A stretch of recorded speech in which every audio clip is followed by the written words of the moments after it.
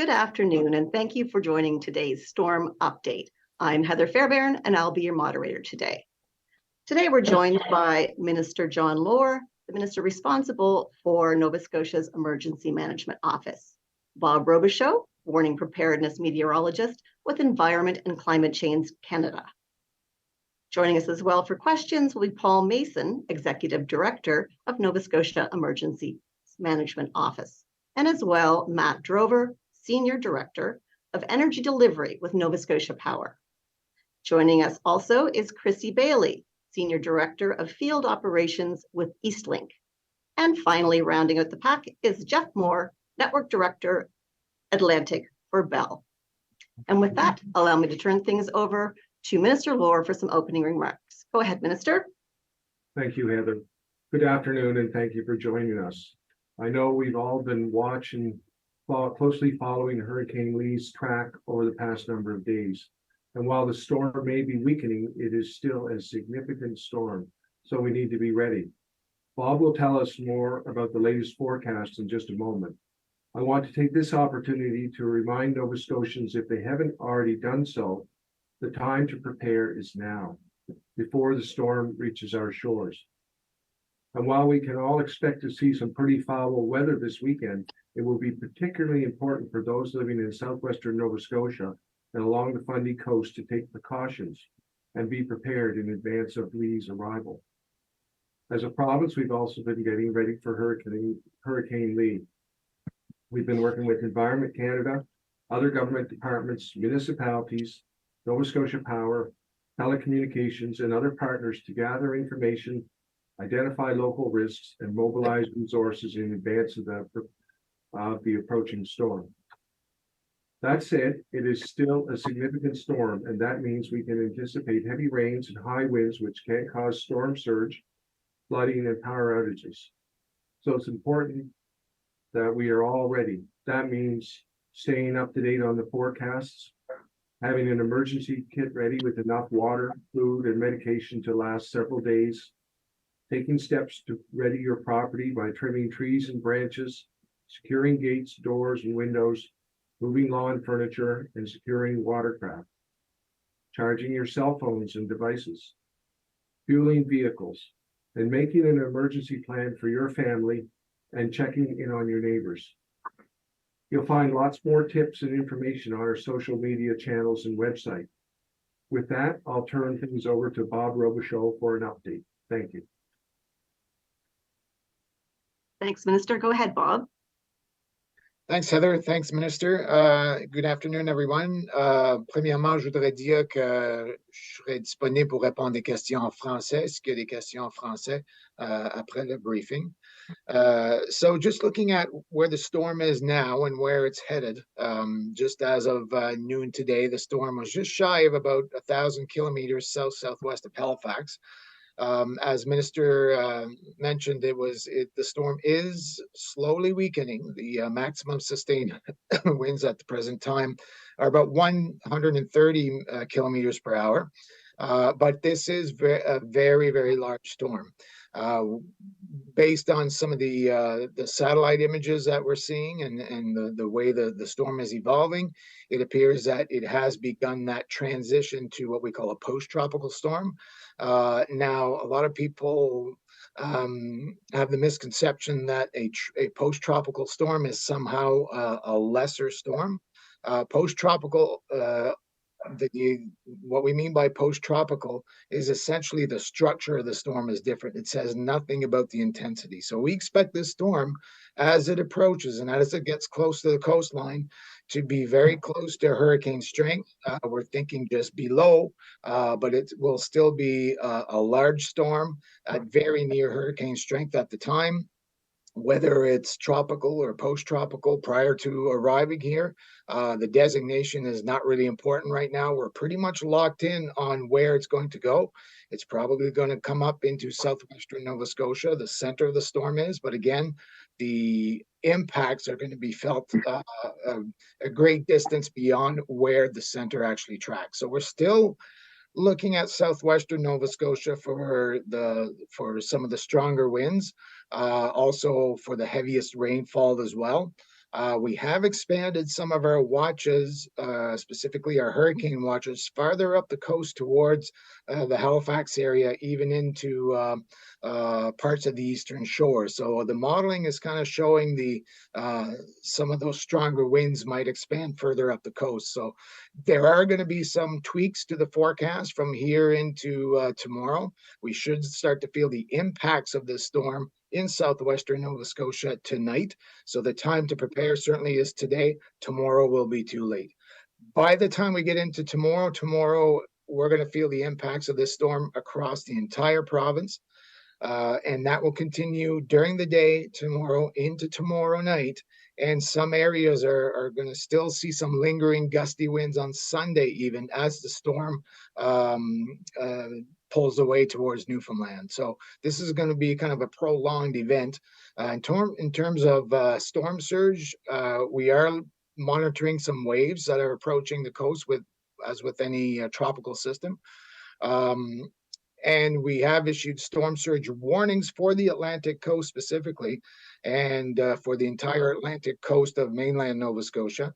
The timing for that would be tomorrow during the morning hours. That's when the high tide is, generally between 9 and noon tomorrow.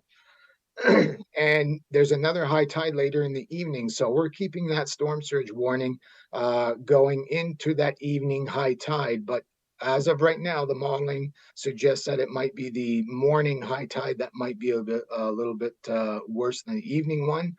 But any kind of change in the timing will have an impact on that as well. Looking at storm surge into the Bay of Fundy minus Basin area, we don't expect that it will be a major issue there. So that is thankful. We're not in a run of very high tides right now. So we do have some buffer there in that part of the coastline. So with that, Heather, I'll turn it back over to you. Thanks a lot, Bob. Well, it sounds like a good weekend to hunker down with a book. So those are my plans. With that, we'll now open the Q&A portion. We'll do one question, one follow-up from media in the time that we have available. And I would ask that you would indicate who your question is directed to. And of course, our guests, if you would like to add to response, please feel free to indicate that. And as a reminder, in addition to Minister Lohr and Bob Robichaud, we are also joined by Paul Mason, as well as Matt Drover from NSP, Chrissy Bailey from Eastlink, and Jeff Moore from Bell. And so with that, we'll start with CBC's Taryn Grant. Go ahead, Taryn. Hi, thank you. My question is for both Chrissy Bailey and Jeff Moore. Can you please speak about what specifically has been done since Fiona to harden your systems? Sure, absolutely. Great question, and to be honest, not an unexpected question. So from Bell's perspective, there's really been three areas we focused on in terms of improvement. And the first is investment in fixed generators for both our wireless as well as what I'll call our wireline or internet home phone business services network. So we've invested $10 million deploying 100 new fixed generators at our large cell sites across Atlantic Canada. Obviously, those fixed generators create a secondary power supply in event that the primary power supply from Nova Scotia Power is impacted due to the storm. In addition, we've invested another $10 million in fixed generators for 50 sites for our large buildings on the internet, TV, home phone side. And as well, we've purchased a number of new mobile generators to be able to use for those sites that don't have fixed generators. In addition, we have a go-forward plan, including this year, of investing $30 million to install 150 generators on our wireline sites within Atlantic Canada. So that's kind of the first one. The second one is what I'll call around fuel supply. And if we look back at our experience during Fiona, in the initial days post-storm, there were challenges associated with access to fuel for our fixed generators that we had at sites. So we've worked with our fuel suppliers to actually secure a fuel supply in trucks prior to the storm hitting. So we kind of disconnect ourselves from what I'll call the supply chain for fuel in those initial days post-storm. And the third area of focus is what I'll call human resource. Bell being a national company, we've always leveraged our co-workers in Ontario and Quebec to help us when we have a storm. in this case, we've planned for the worst case, and we've gone further to secure the resource, make sure we know who's able to travel, what they need to bring with them from a fleet perspective, from a generator perspective, from a materials perspective, to allow us to better respond to a storm. Thanks for that, Jeff. Let's go to Chrissy Bailey with Eastlink. I'm going to sound a lot like Jeff. We made basically the same 3 improvements. We added a significant amount of generators to Nova Scotia Power mobile network, 20 plus fixed generators. Our wireline service, we've added additional fixed mobile generators, and then a large complement of portable generators that will allow us to move quickly after assessing damage to impacted areas that we need to get beyond battery backup. We've also increased our mobile core networks for the increase in traffic we expect. That happens, as we all know, when homes lose power, mobile data networks drastically increase. So we've added to our core capacity, and we've also made improvements to our fuel management system. We went through some of the same challenges, I would say, Bell and other counterparts have in Fiona. And so we knew we needed to do better. So we've solidified our fuel supply chain, and we also have extended that to contractors who are going to be positioned throughout the province to help us acclimate that current fuel management system with backup fuel if necessary. Thank you, Chrissy. Taryn, do you have a follow-up? Yeah, I'll follow up again with Eastlink and Bell. If there are still service disruptions, despite your best efforts, how will consumers be compensated? So I'll start and then hand it off to Chrissy. To be quite honest, until we understand the magnitude of the storm, the magnitude of the impact, there's no blanket, here's how we're going to approach it. We want to work with facts. We want to understand what happened, the magnitude of the impact before we make any decisions like that. And certainly, if it gets to that point where we are making decisions to compensate, we will obviously communicate that out through directly to our customers, but also through our social channels, any of the other mediums that we're using to communicate our response to the storm. Thanks, Jeff. Chrissy? Again, much the same. We're going to do right by our customers. One of our values is our customer service. So when as the storm unfolds and we decide what needs to be done from that perspective, account management, we will certainly do it case by case basis. But to Jeff's point, we will keep social media updated, our website, and call in voice messaging services for any updates on restoration and recovery efforts. Thanks, Chrissy. We'll move along now to All Nova Scotia, Paul Bacon. Go ahead, Paul, with your first question. Hi, my question would be for Chrissy Bailey. Just wondering if you could put a price tag on the improvements you were talking about a moment ago. To be truthful, I'll say that's somewhat outside of my area of expertise, so I would hate to under or overestimate that investment, but we could certainly circle back and get you that information. Thanks, Thank Chrissy. you. Paul, do you have a follow-up? No, thanks. No? Okay. Moving along, we'll go to CTV's Heidi Potocnik. Go ahead, Heidi. Heidi, can you hear me? Oh, yes, there I am. Sorry about that. The mute button was playing with me. I guess it would be a question for someone in provincial EMO. I'm wondering how much concern there is about the safety and state of waterfronts. I'm thinking of the Halifax waterfront, or frankly anywhere in Nova Scotia, with the storm surge that's anticipated. Is there anything that's being done to secure them? How are you feeling about that? Paul's just going to slide into position here, I see. Go ahead, Paul. Certainly, no, thanks, and thanks for that question. It's certainly something that we're monitoring and in discussions with our municipal partners. Obviously, storm surge is one of the variables which we're monitoring with regard to this event, particularly along the Atlantic coast. So we've reached out and have been in contact with our municipal partners to see what steps they may be taking on that, which might be simply, removing certain things, and looking to kind of ensure that things are solidified ahead of any potential impacts from that. So really, those have been discussions that we've undertaken with our municipal partners. Heidi, do you have a follow-up? How much concern is there, and this would be for Nova Scotia Power, about power outages? What extra has been done in advance of this storm to try to keep the system up and running? Thank you for the question, Heidi. So we've been really focused for the last week getting ready for this storm. Like Bob mentioned, it's the high winds that we're the most concerned about with Lee. And with those high winds, they definitely affect trees throughout the province and bring those trees down on power lines. The areas we're the most concerned about are that western part of the province, really Digby, Yarmouth, and Shelburne. We expect those will be the areas that have the highest winds and have the highest impact on trees.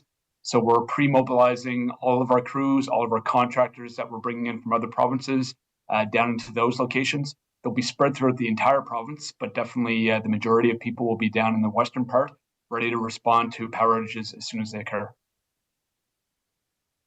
Thanks for that. Let's move along now to Radio-Canada, Adrian Blanc. Go ahead, Adrian. It's your first question.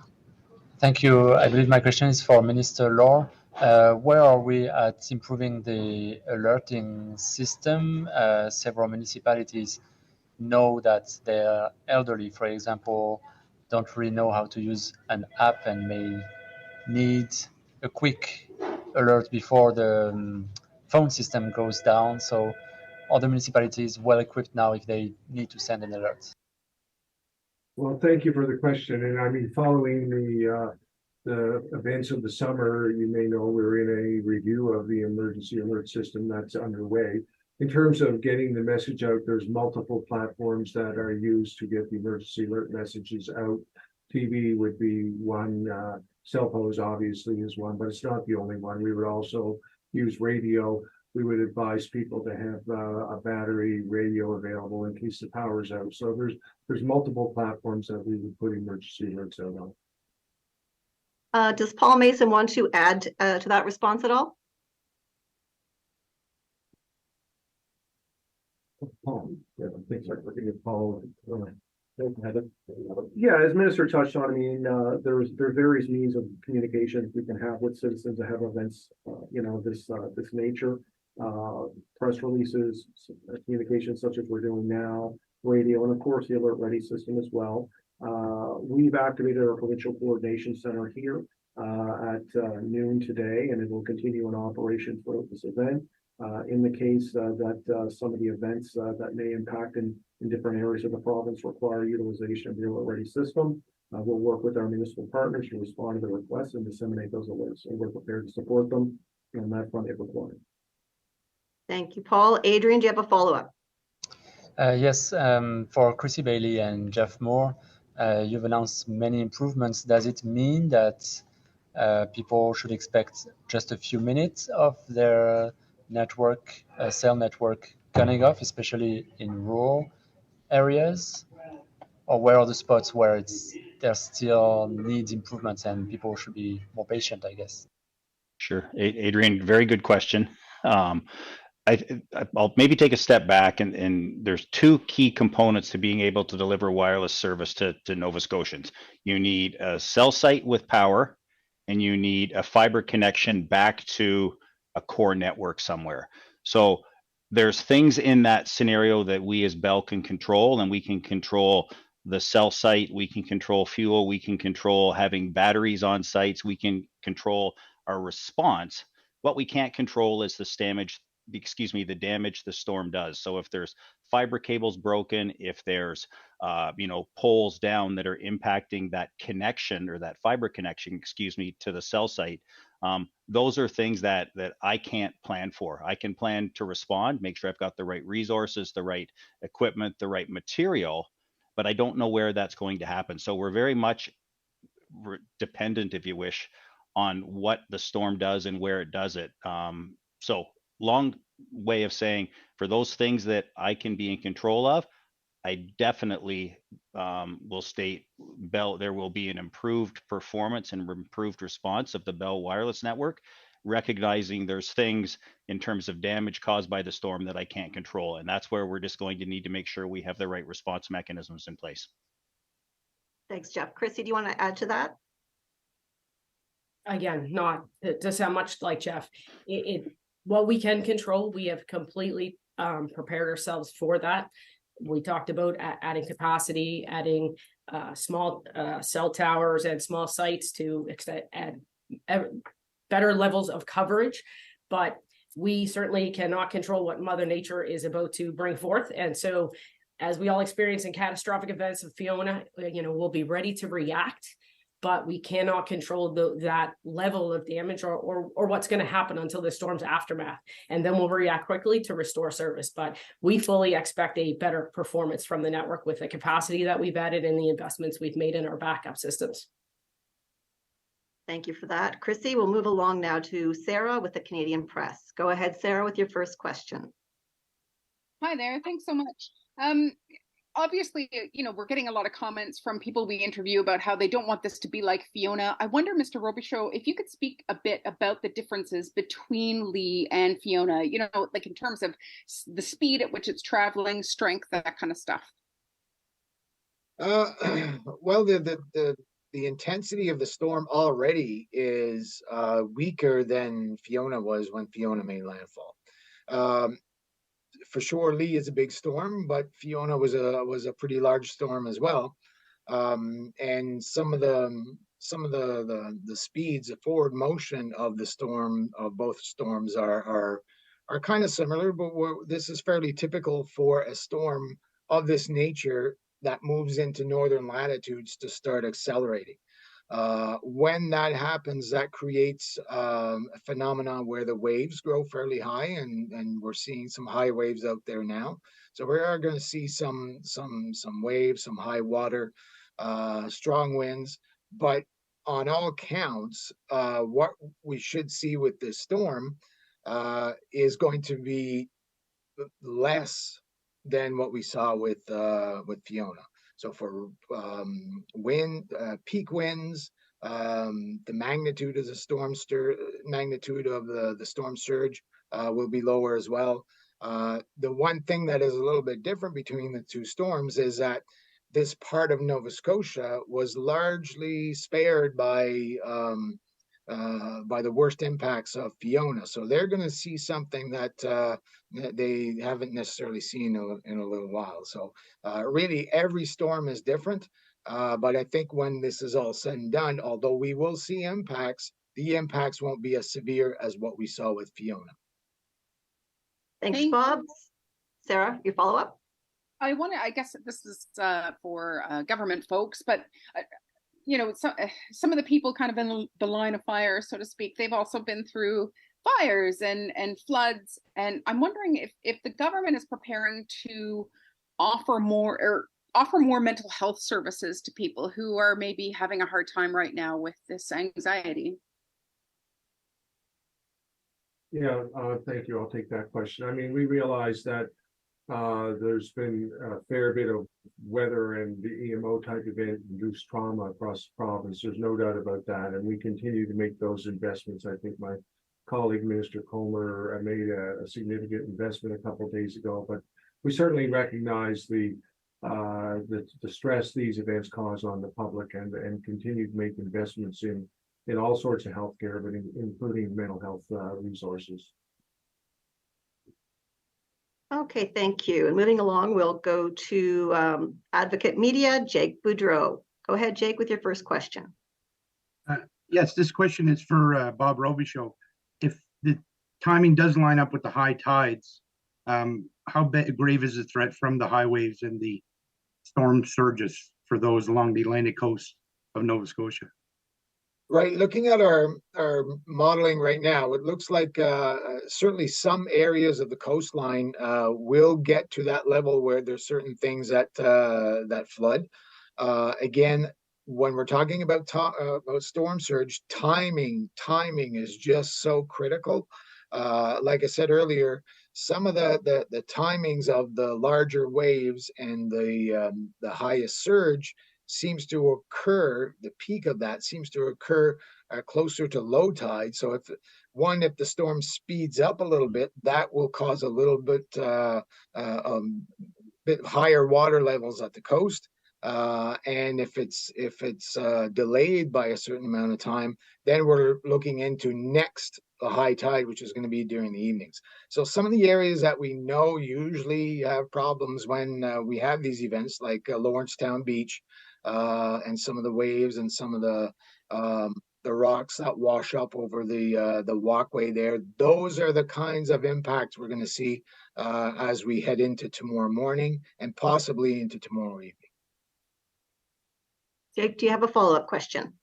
Yes, I noticed that you guys mentioned basically from Shelburne County east to Guysborough.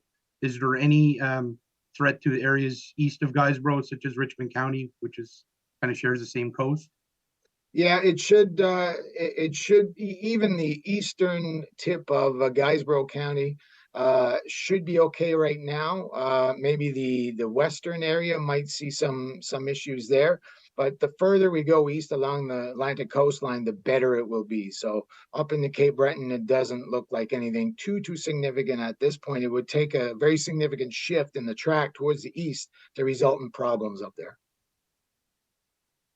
Thank you. We'll move along to the Tri-County Vanguard Saltwire with Tina Camo. Go ahead, Tina. Thanks, Heather. Just confirming that you can hear me okay? Sure can. Okay, great. So my first question would be, when is it estimated that landfall will happen on Saturday? And what would be the duration of the storm as it passes through a certain region? So for example, I'm here in Yarmouth, like here in southwestern Nova Scotia, when can we expect to start feeling the impacts of Lee? And how long can we expect it to go on for? So for Yarmouth County, really what you're going to start to see some impacts late this evening, possibly into mid-evening if the storm does speed up. And a lot of times these things do speed up even more than what we first anticipate. So it is accelerating right now. If the rate of acceleration increases, then you're looking at things a little bit earlier. But certainly any kind of preparations should be completed by late this afternoon, early evening at the latest.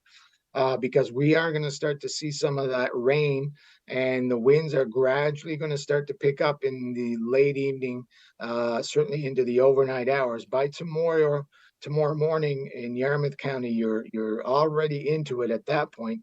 And I mentioned earlier how large this storm is. So we are going to see some of those impacts arrive well in advance of the center of the storm. We're looking at the center arriving somewhere close to Yarmouth County tomorrow afternoon. But like I say, you're going to see the impacts or the effects of the storm way before that.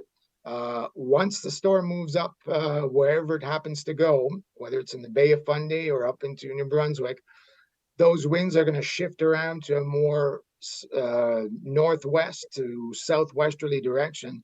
Those winds are going to continue for a period of time into Saturday night and Sunday. So I'd say the worst conditions, you're looking at about 12 hours. All told, for many areas, it's going to be more than 24 hours, maybe even up to 36 hours that you're going to see some sort of gusty winds from the storm itself, because it's going to last into Sunday, certainly for some areas. Go ahead with your follow-up, Tina. Thank you, Heather. So people become very curious during storms such as this, and they want to go out and see what the damage is. Can someone stress the importance of people to stay off the roads, not just for their own safety, but for the first responders that are out there? And what should people do, like if they have down power lines on their properties or trees falling on power lines? Thank you. I can respond to that one. Yeah, just really emphasize, as with past events, certainly to your point, there's a natural curiosity to go out there and kind of, take a look at what damage may have occurred, or, the intensity of the storm within your particular area. But, as with past events, we certainly encourage people to stay at home, stay off the roads, don't, give into a temptation to go out and take a look around. Obviously those types of activities when in the midst of an event, and even after an event like this, you're really putting yourself at significant risk, whether that be through things like falling trees, down power lines, or what have you.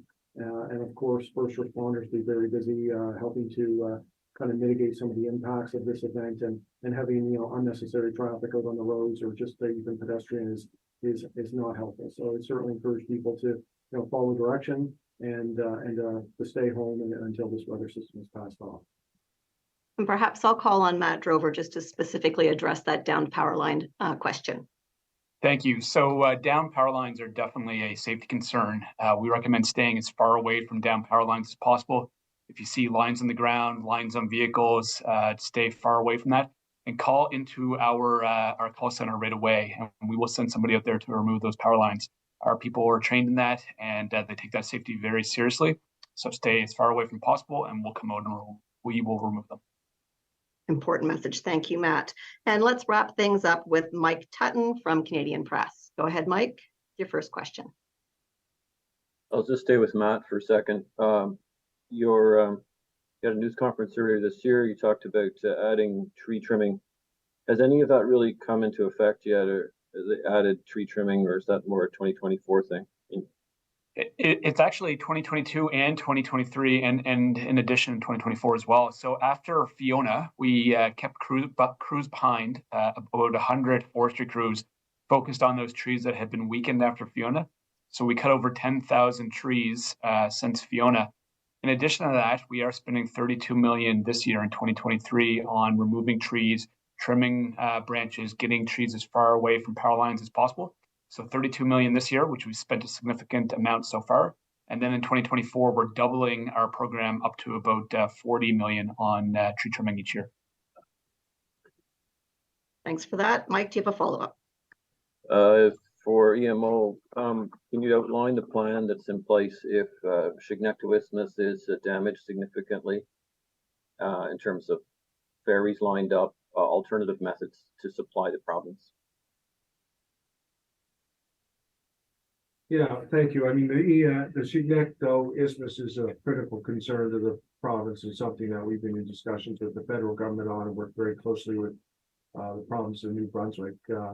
We're at the moment we're through our Department of Public Works, there's resources in place and preparations made to respond if there is any disruption in the Chignecto Isthmus. And that's all the time we have for today. I would like to thank all our participants for sharing their time and their knowledge with Nova Scotians. And I encourage everyone to prepare for the storm this weekend. Thank you so much and have a good day.